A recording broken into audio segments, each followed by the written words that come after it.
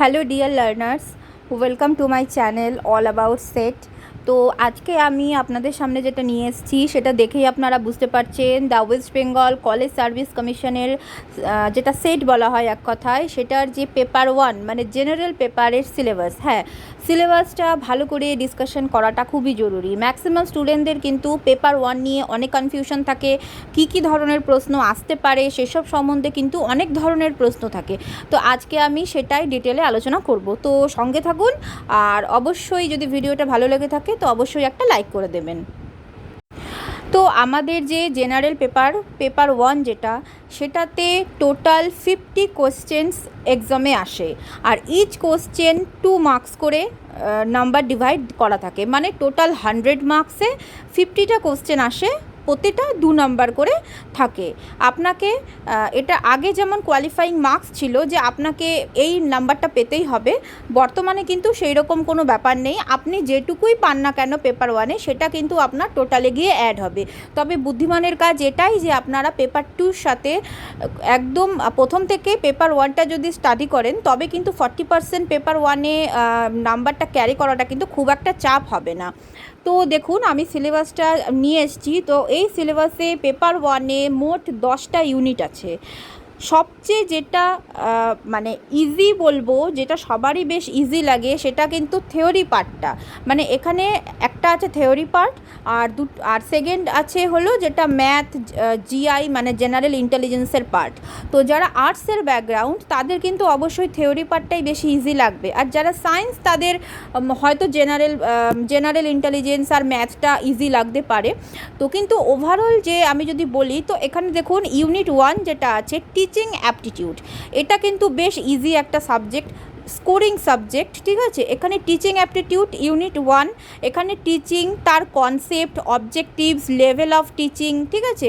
এছাড়া learners characteristics, factors affecting teaching related to teacher, learner, support material, এসবের ওপর question থাকে। দেন দেখুন method of teaching in institution of higher learning, then teaching support system যেমন traditional, modern, ICT based, then evaluation system যেমন elements and type of evaluation, এইসবের ওপরে কিন্তু থাকে টিচিং অ্যাপটিটিউডটা। তো এটা কিন্তু খুব একটা কঠিন নয়, একটু মন দিয়ে পড়লে কিন্তু নাম্বারটা খুব ভালোভাবে ক্যারি হতে পারে। সেকেন্ড ওয়ান দেখুন রিসার্চ অ্যাপটিটিউড, এটা সামান্য একটু টাফ বলা যেতে পারে। যারা এডুকেশন সাবজেক্টের স্টুডেন্ট, যারা এডুকেশন অনার্স করেছেন বা এডুকেশনে এমএ করেছেন, তাদের জন্য কিন্তু টিচিং অ্যাপটিটিউড আর রিসার্চ অ্যাপটিটিউডটা কিন্তু বেশ স্কোরিং সাবজেক্ট হতে পারে, কারণ আপনারা কিন্তু এমএতেও এই সাবজেক্টটা পড়েছেন। তো ইউনিট 2টা দেখুন, এখানে রিসার্চ, তার meaning, type and characteristics, positivism and positivistic approach to research আছে। দেন মেথড টু রিসার্চ যেমন experimental, descriptive, historical, okay. Then step of research, thesis and article writing, then application of ICT in research and research ethics, এই সবগুলো unit 2 এর অন্তর্ভুক্ত research অ্যাপটিটিউডের ওপরে। তো research অ্যাপটিটিউডটাও কিন্তু মোটামুটি স্কোরিং সাবজেক্ট হতে পারে যদি আপনারা একটু মনোযোগ সহকারে প্রথম থেকেই পড়েন। আর এডুকেশন সাবজেক্টের যারা স্টুডেন্ট তাদের কিন্তু এটা একটা স্কোরিং পার্ট হতে পারে বেশি নাম্বার ক্যারি করার জন্য। নেক্সট ইউনিট হলো ইউনিট নাম্বার 3, সেটা হলো কম্প্রিহেনশন। এটা কিন্তু বেশ ইজি, আর যে কোনো ব্যাকগ্রাউন্ডে যে কোনো স্টুডেন্টসের জন্য কিন্তু এটা বেশ স্কোরিং হতে পারে, কারণ এটা টোটালি একটা রিডিং প্যাসেজ আসবে। Passage of text be given, questions be asked from the passage to be answered. তো যারা আগে অন্যান্য ধরনের মানে এক্সামে বসেছেন, কম্পিটিটিভ এক্সামে, বা যারা একটু ইংলিশটা মোটামুটি বোঝেন ভালো, তারা কিন্তু ইজিলি এটা থেকে স্কোর করতে পারেন, কারণ আমরা ছোটোবেলাতেও কিন্তু কম্প্রিহেনশন এগুলো করেছি, রিডিং প্যাসেজ পড়ে তার মধ্যে থেকে কোশ্চেন অ্যান্সার কিন্তু করেছি। এটা কিন্তু জাস্ট একটু প্র্যাকটিসের ব্যাপার, একটু রোজ একটু বা কয়েকদিন পরপর যদি একটু আমরা 2-3টে রিডিং সিন প্যাসেজ নিয়ে যদি আমরা একটু প্র্যাকটিস করি, এখান থেকে কিন্তু খুব ইজিলি স্কোর করা যায়। সেটা কিন্তু 100% স্কোর করা যায়, কারণ অ্যান্সার তো আপনার চোখের সামনেই আছে, আপনাকে তো কোনো কিছু মনে রাখতে হবে না, তাই না? শুধুমাত্র প্র্যাকটিসের ওপরে এটা কিন্তু ডিপেন্ড করে। সেকেন্ড হলো unit 4 communication. Communication meaning, type and characteristics of communication, effective communication মানে verbal and non verbal, intercultural and group communications, classroom communication, এইগুলোর ওপরে কিন্তু কোশ্চেন করবে কমিউনিকেশন ইউনিট 4 থেকে barriers to effective communication, mass media and society, এইসবের ওপরে এই পার্টটাও কিন্তু বেস স্কোরিং খুব একটা কিন্তু মানে কঠিন নয়। তো এখনও অবধি যে আমি পার্টগুলো বললাম সেগুলো কিন্তু থিওরির মধ্যে পড়ে, যেমন আগের দুটো পার্ট আর এই মানে ইউনিট 1, 2, 3, 4 টোটালি কিন্তু থিওরি পার্ট। কোনো ধরনের আপনাকে অঙ্ক করতে হবে না, শুধুমাত্র একটু মনোযোগ সহকারে পড়লেই কিন্তু ইজিলি এই পার্টগুলো থেকে স্কোর করা যায়। এরপর আসি ইউনিট 5-এ ম্যাথমেটিক্যাল রিজনিং অ্যান্ড অ্যাপটিটিউড। এবার আর্টসের ব্যাকগ্রাউন্ডের স্টুডেন্টদের এই পার্টটা নিয়ে কিন্তু হয়ে যায় সমস্যা, যারা সায়েন্সের স্টুডেন্ট আছে তাদের আবার এইটাই কিন্তু ব্রহ্মাস্ত্র হতে পারে পেপার 1-এ ভালো স্কোর করার জন্য। তো ইউনিট 5-এ দেখুন টাইপ অফ রিজনিং আছে, number series, letter series, code and relationships, mathematical aptitude, ঠিক আছে, fraction, time and distance, percentage, profit and loss, মানে মাধ্যমিক স্ট্যান্ডার্ড অবধি যেসব ম্যাথ আমরা করে থাকি বা অন্যান্য কম্পিটিটিভ এক্সামের জন্য যেসব ম্যাথামেটিক্যাল রিজনিং অ্যান্ড অ্যাপটিটিউডগুলো আসে ইউনিট 5-এ কিন্তু সেইগুলোই আছে। এরপর ইউনিট 6-এ দেখুন লজিক্যাল রিজনিংয়ের উপরে understanding and structure of arguments, then evaluating and distinguishing deductive and inductive reasoning, analogies, Venn diagram, pramanas, Indian logic, structure and kind of anumana. তো মানে এই ধরনের ইউনিট 5 অ্যান্ড ইউনিট 6টা কিন্তু টোটালি আপনাদের লজিক্যাল রিজনিংয়ের ওপর ভিত্তি করে আসবে, আর এটাতে কিন্তু অঙ্ক আসবে, ছোটোখাটো অঙ্কগুলো এসে থাকে। তো এটা কিন্তু একটু হার্ড পার্ট, যারা বারবার বলছি যারা আর্টসের ব্যাকগ্রাউন্ড, যারা বহুদিন আগে অঙ্ক ছেড়ে এসেছেন পেছনে তাদের জন্য। তো সায়েন্সের ব্যাকগ্রাউন্ডের জন্য এটাই ব্রহ্মাস্ত্র হতে পারে। তো আপনাদের কাজ হলো কোনটা আপনাদের জন্য মানে সোজা পার্ট আর কোনটা আপনাদের জন্য কঠিন পার্ট সেটা সবার আগে ডিসাইড করা।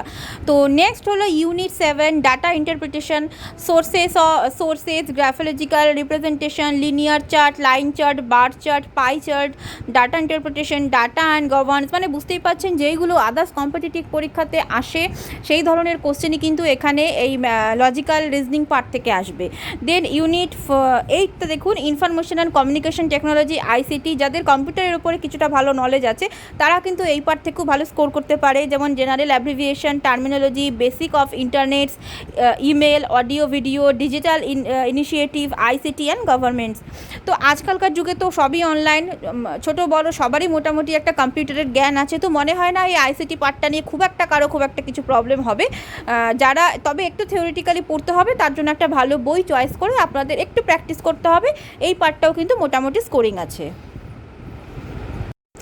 এরপর আসি ইউনিট 9-এ। ইউনিট 9 হলো পিপল ডেভেলপমেন্ট অ্যান্ড এনভায়রনমেন্ট। এখানে আপনারা পিপল ডেভেলপমেন্ট অ্যান্ড এনভায়রনমেন্টের ওপরে আপনাদের কোশ্চেন করা হবে, যেমন development and environment, human and environment interaction, environmental issues, local, regional, global, then air pollution, water pollution, soil pollution, বুঝতেই পারছেন এইগুলো কিন্তু ভীষণ ইজি একটা topic. Impacts of pollutant on human health, natural and energy resources, natural hazards and disaster, environmental protection act. তো এইগুলো কিন্তু মোটামুটি ইজি, কোনো একটা ভালো বই থেকে একটু থরলি পড়লেই কিন্তু এই ধরনের কোশ্চেন খুব ইজিলি অ্যাটেন্ড করা যায়। এরপর দেখুন ইউনিট 10 ফাইনাল ইউনিট, এটা হায়ার এডুকেশন সিস্টেম, এটাও কিন্তু যথেষ্ট ইজি একটা unit. Institution of higher learning and education in ancient India, evolution of higher learning and research in post independence India, oriental conventional and non conventional learning programmes in India, professional teaching and skill based education, value education and environmental education, politics, governance and administration. তো এই পার্টটাও কিন্তু যথেষ্ট easy. আপনাদের সবার আগে যে কাজটা সেটা হলো পেপার 1 ইউনিটকে প্রথমে আপনারা কোন পার্টগুলো আপনাদের পক্ষে ইজি আর কোনটা আপনাদের কাছে টাফ সেই দুটোতে আপনাকে প্রথমে ডিভাইড করতে হবে। যেইগুলো ইজি সেইগুলো আগে কমপ্লিট করুন, যেগুলো হার্ড পার্ট সেইগুলোকে আগে পরে কমপ্লিট করুন। আপনি যদি ইজি পার্টটা পুরোপুরি পড়ে ফেলেন তবে দেখবেন আপনার মধ্যে কিন্তু যথেষ্ট একটা কনফিডেন্স চলে আসবে, দেন আপনি কিন্তু খুব ইজিলি যে হার্ড পার্টটা আছে সেটা কিন্তু আপনি ইজিলি পরে সেটা কভার করতে পারবেন। বাট প্রথমেই যদি আপনি সেই কঠিন সাবজেক্টটা থেকে শুরু করেন তবে কিন্তু আপনার কোথাও গিয়ে আপনার যে কনফিডেন্স লেভেলটা সেটা কিন্তু কমে যাবে। তো আপনার কাজ হলো প্রথমে এটাই ডিসাইড করা আপনি কোন পার্টটা থেকে পড়াশোনা শুরু করবেন আর কোন পার্টটা আপনাদের জন্য পড়তে বেশি ইজি হবে। তো নেক্সট ভিডিওতে আমি পেপার 2 এডুকেশনের ওপরে ডিসকাস করব। আর আপনারা যদি চান আমি পেপার 1-এর জন্য কিছু বই আপনাদের সাজেস্ট করতে পারি, যদি আপনাদের সেই সাজেশন দরকার হয় তো প্লিজ আপনারা কমেন্ট করবেন, কমেন্ট করে জানাবেন যে আপনাদের আমি বইয়ের লিস্টটা প্রোভাইড করব কিনা। তো আজকের মতো এই পর্যন্তই, আশা করি আমার ভিডিওটা ভালো লাগলো। যদি ভালো লেগে থাকে তো অবশ্যই লাইক, কমেন্ট অ্যান্ড শেয়ার করবেন WBSET অ্যাসপিরেন্টসদের সাথে। Thank you.